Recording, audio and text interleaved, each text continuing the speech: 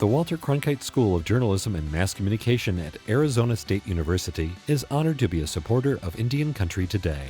ASU offers the only online undergraduate digital media literacy degree, teaching students how to recognize and combat inaccuracies on all platforms. They are using cutting-edge tools and tactics to separate fact from fiction in a digital world overloaded with misinformation.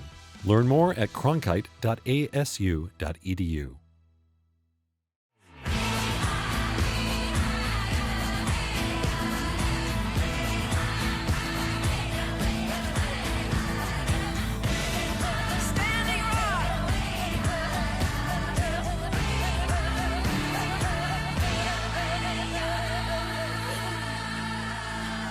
This is Indian Country Today. Esquili, yes, thank you for joining us. I'm Patty Thalohungva. Here are the headlines from Indian Country Today. San Diego County is lifting its ban that prevented 18 federally recognized tribes from expanding their reservations. The Board of Supervisors voted to end the decades-long dispute last week, according to the San Diego Union Tribune. Now, local tribes can transfer the land they purchase into trust. This helps to build housing and essential resources. Marcus Carrero is the chairman of the Campo Band of the Kumeyaay Nation in the East County. And he says, quote, tribal governments must buy back these lands. They are not given to them. And the BIA has created regulations to ensure that this process of transferring them under tribal control is fair and transparent. The board also voted to remove absolute opposition to liquor license on tribal lands and to establish a relationship between the tribes and the county. The successful return of lamprey eels to the Snake River Basin in Idaho is thanks to one tribe's efforts.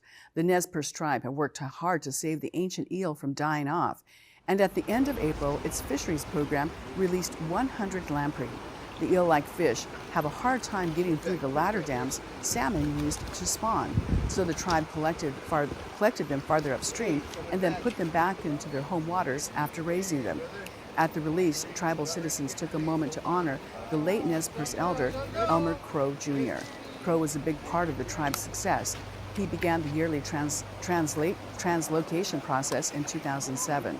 The tribe's Department of Fisheries will continue to lobby to remove the 8 dams that are pushing the lamprey and salmon to extinction. An Indigenous student is being recognized with an international award for finding a way to extract rare earth metals without hurting the environment. The High North Dialogue Conference in Norway gave Michael Martinez the High North Young Entrepreneur Award. Martinez attends the University of Alaska Anchorage. He's a science student who says he wants to provide opportunities for his people. But it's believing in yourself and knowing that this has a value of impact, not only for myself, but for my people here in Alaska. As this Arctic is changing, we're going to need new ways of income as well as industry as well. And hopefully this is one way that we can carry on and see our professionals go to. Martinez also created the company Arctic Biotech Oath to develop and market the technology. He's now looking to collaborate with Arctic miners. In Canada, a young Mohawk student is moving schools after being forced to stand for the Canadian national anthem.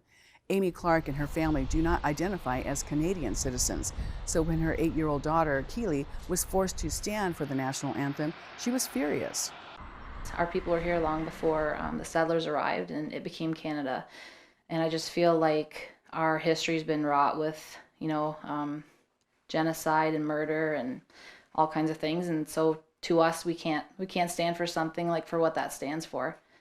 Both Keely's regular teacher and the school are aware she remains seated when the anthem plays. But that day, there was a substitute teacher in the classroom. And because the substitute was an Indigenous person, there was an assumption the substitute would understand her decision. But as APTN reports, instead, the teacher said he was disappointed Keely did not stand. Clark says she wants to speak to the substitute to let him know how much of an impact the interaction has had on her whole family. Well, 1 year after the country closed down due to the coronavirus, the Sacred Pipe Resource Center is coaxing Native Americans out of pandemic hibernation. The center is based in Bismarck, North Dakota. Its 4-part wellness series is called Reclaiming Our Community. This series invites tribal people to return to social activities in a healthy way. Sacred Pipes director Cheryl Carey says supporting the Native community is necessary as many people have stayed at home for months in fear of the virus. The first event, which happened at the end of April, highlighted pregnancy, being a new mom, and Indigenous birthing practices. The next 3 events will cover teens, adult, women, and elders. 50 years ago this year, the federal government's experiment with termination was crushed at the ballot box by citizens of the Confederated Tribes of the Colville in Washington state. Termination was a policy that was designed to end the federal government's role in Indian affairs.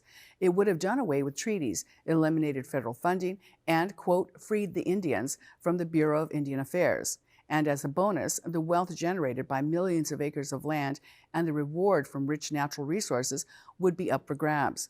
One side wanted to kick the BIA out and sell at least some of the reservation for a lot of money. The other side wanted to support the tribal government and get more financial help from the federal government. This was the debate Colville voters had to resolve on May 8, 1971. To read more about this case, go to our website, IndianCountryToday.com, and search for the headline, "The Election That Ended Termination." And those are the headlines from Indian Country Today. I'm Patty Thalahungva. Coming up next, a report on vaccines from the Indian Health Service. We'll learn more about vaccine distribution and what steps we can take to end this pandemic.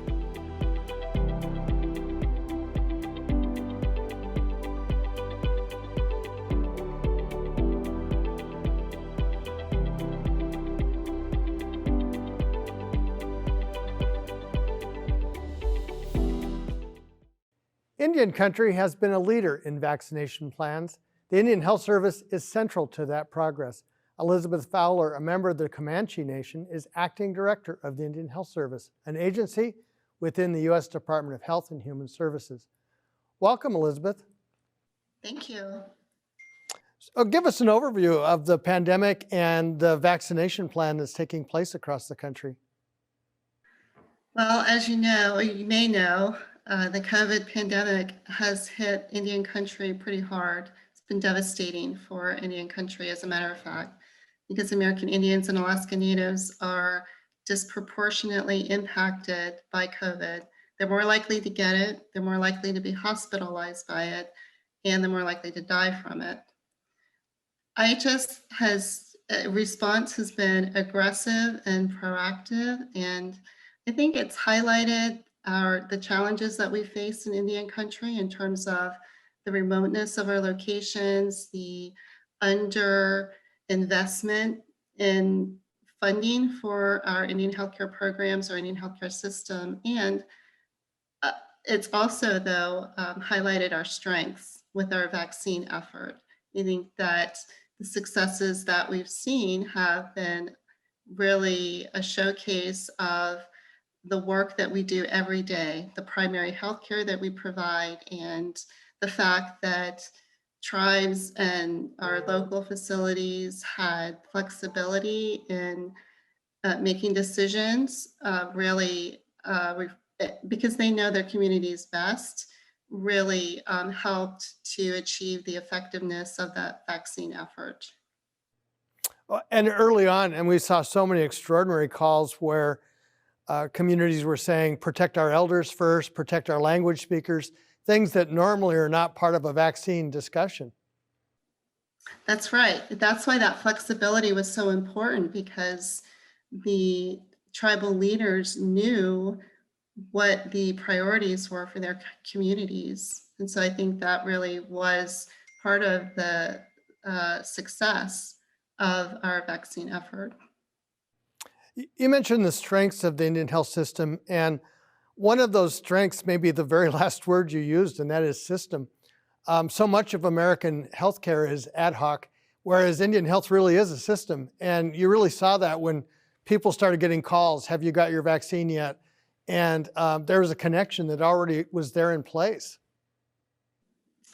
That's right. I think really in reflecting on how the vaccines rolled out and how we were able to accomplish vaccination so quickly has to do with the fact that One, we know our population, our patient population, but also our patient population knows us. They know how to access healthcare through us. The vaccines that were delivered through the state health departments, there are so many people out there who access healthcare in different ways other than state health departments. And so I think, uh, that was a bit of a challenge for them, whereas for us, they're used to accessing care through our facilities and our sites. And it was just a natural fit for us. There are a lot of lessons that will come out of this pandemic, and as you mentioned, not to mention the serious toll. But I'm wondering if one of those lessons might be improvements in the way we vaccinate for other things. And I know the population for the Indian health system is lower than normal for flu vaccines, for example. And this might be an opportunity to rethink that. I think you're right. I think, however, we did use some of the lessons that we've learned over the years within our flu campaigns to help us with the COVID vaccine effort. But I think vice versa, there are also many things we've learned through the COVID vaccinations that will help us to accomplish a greater proportion of our population receiving the flu and the pneumococcal vaccinations. So, Indian health system is so often defined by not just what the federal government does, but tribes and nonprofits. How have those two different parts of the system worked during this? Well together, or was it challenging? Oh no, they are an essential component of the Indian healthcare system, and we've always worked in partnership with our tribal and urban Indian organization programs. The flexibility that was afforded to the tribal programs not only included the ability to make decisions about which part of their populations to prioritize when the vaccines were limited, but it also went to who they chose to receive vaccines from. They could have chosen to receive vaccines from the Indian Health Service or through their states.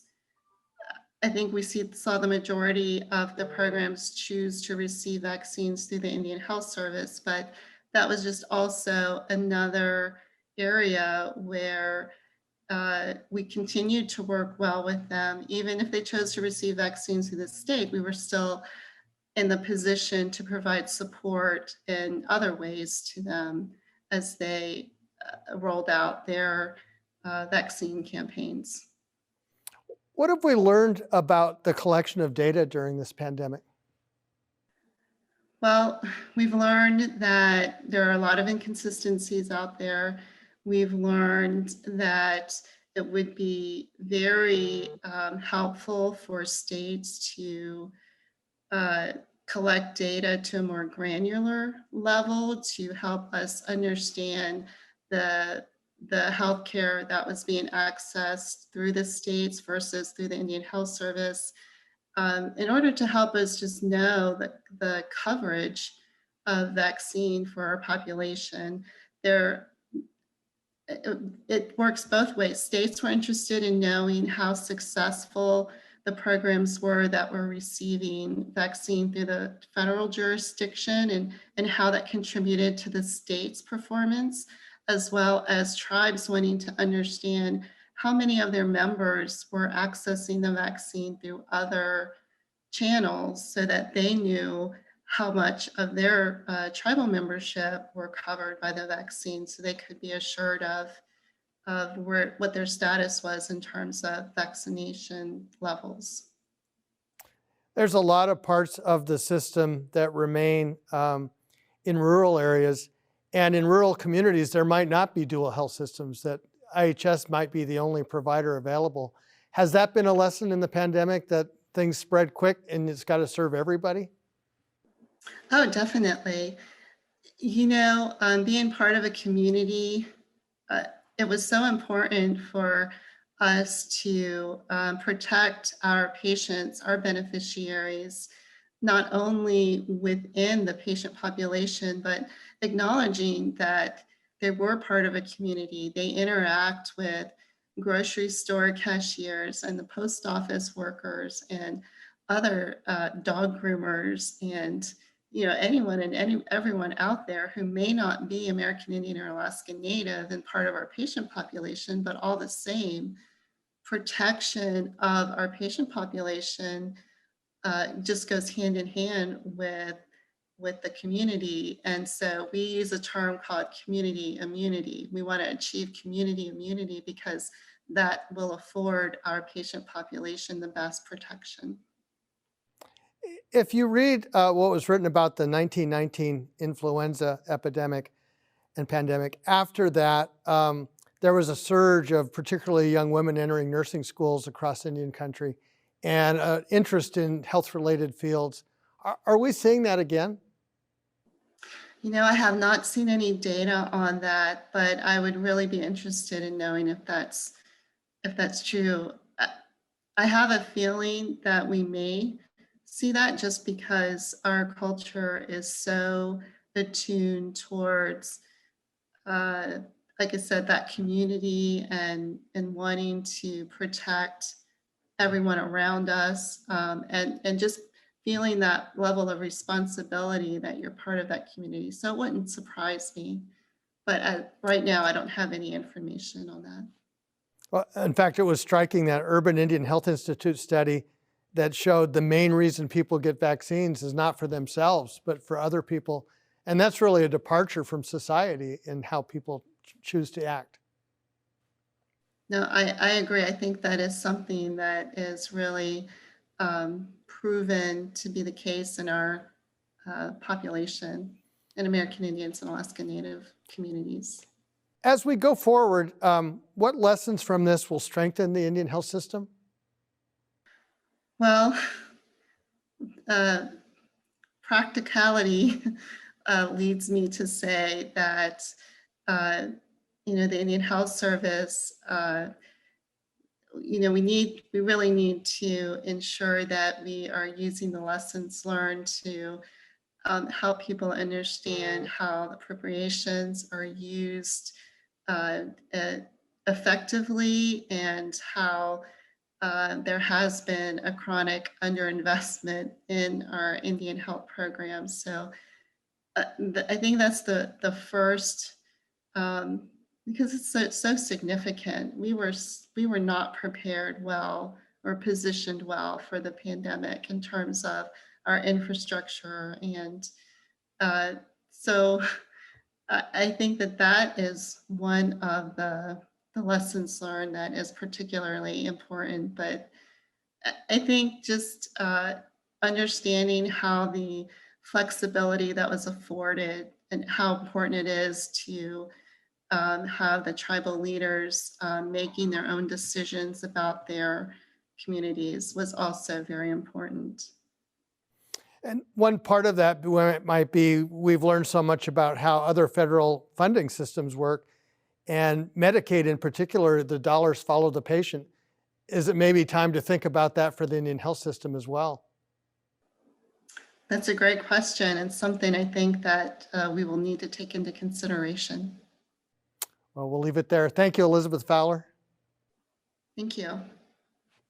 And we'll be right back.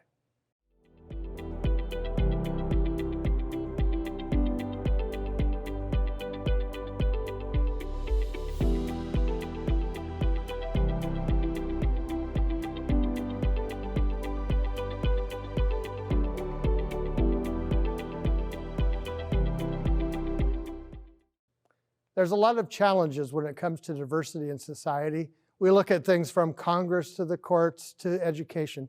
And diversity in education is one that focused often on students, curriculum, and leadership. Joaqlin Estus is our national correspondent based in Anchorage, and she joins us now to talk about how that's being played out at the University of Alaska Anchorage. Welcome, Joaqlin. Thank you. Thank you. Good to be here. So the University of Alaska Anchorage is getting ready to hire a new chancellor. And one of the 8 finalists is Pearl Brower, who's a Utquiagvik. And she has a PhD in Indigenous studies and she worked at Ilisagvik Tribal College for 13 years, 8 of them as the president. And Ilisagvik is in Utquiagvik, which is the town that used to be called Barrow. So she would be taking over the University of Alaska Anchorage campus at a time when things are really hard there. So first of all, University of Alaska has 3 campuses in Anchorage, Juneau, and Fairbanks. Anchorage is the largest campus. And a couple of years ago, Governor Mike Dunleavy and the legislature cut state funding to the university system by 40%, which was devastating. And they immediately had to cut programs. They cut most of their sports programs, some other programs, and students were, and they laid off people, laid off staff and faculty, and students got worried that they were not going to be able to get the classes they needed to complete their majors and graduate. So some transferred and enrollment dropped. And there were even fears about the loss of accreditation, which didn't happen. So then you had loss of leadership. The University of Alaska president resigned, and the University of Alaska Anchorage chancellor resigned. On top of that, we had a 7.1 magnitude earthquake here in Anchorage, and then came the pandemic. So, and there are more budget cuts coming. So if Pearl Brower is selected, whoever's selected, they're going to be taking over at a very difficult time. In her interview with the selection committee, Brower emphasized the opportunities. And she said that there are opportunities for shared governance, for partnerships, to grow research and enrollment. So she really put a positive light on things. It's interesting because this is coming at a time when higher education is reevaluating everything. And I really like the way your article pulled back and looked at really the challenges beyond this one in terms of particularly Native representation in what they would call the academy. That's right. And if she were chosen, she would be joining a very select group. And the American Council on Education in 2020 issued a study that on race and ethnicity, and it showed that there are more people of color coming into academia. 1/5 of the students are people of color. 1/4 of the new faculty are people of color. But students are surrounded, they're in an environment where 40% of the clerical and support staff, technical staff, are people of color, and only 1% of the higher level positions, the faculty, administration, deans of departments, only 1% of those people are people of color. So the typical path to leadership at a university is a person gets a PhD, they get tenure as a professor, they publish papers in journals, in prestigious journals where they can demonstrate their expertise. And then they become the dean of a department, a vice president, an advisor to a president, and then they can become a candidate to become a university president. So I talked with Karen Diver, who's Chippewa, and she's the incoming senior advisor for Native American Affairs to the president of the University of Minnesota at Minneapolis. And she explained that there are a couple of barriers for Native Americans. One is that we tend to focus on topics having to do with our own tribe or with Native Americans in general. And those are not topics that get picked up by mainstream journals. And there's not a lot of credibility or weight or value attached to some of those topics, or to unpaid work. For instance, if somebody's an advocate for justice or equity, that kind of thing. And so she said that one of the things that could change that picture is if universities redefine the qualifications for academic leaders and give more weight to managerial experience, give more weight to people's experience at their tribe, for instance, and for that unpaid advocacy, and that they attach more value to non-Western thinking in as far as the academic topics go. We only have about 30 seconds left, so I want to quickly say Karen Diver is a great example of that because she came from a tribal leadership position at Leech Lake and then the White House. Real quickly, you named some people who are possible candidates. Oh, well, these are role models. What I mentioned in the article were role models, people who are already in positions of influence in various fields, who are serving as role models and giving students hope that they could, aspire to those kinds of leadership positions. Excellent. Thank you, Joaqlin Estus. My pleasure. And that's a slice of our Indigenous world. Thank you for watching. We will be back with another edition tomorrow. I'm Mark Trahant. Sometimes you got to take a stand just because you know you can. Oh, you got to run, you got to run.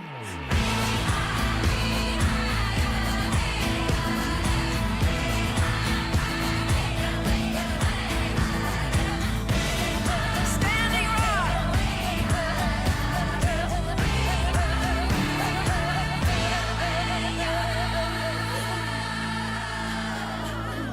This is Indian Country Today.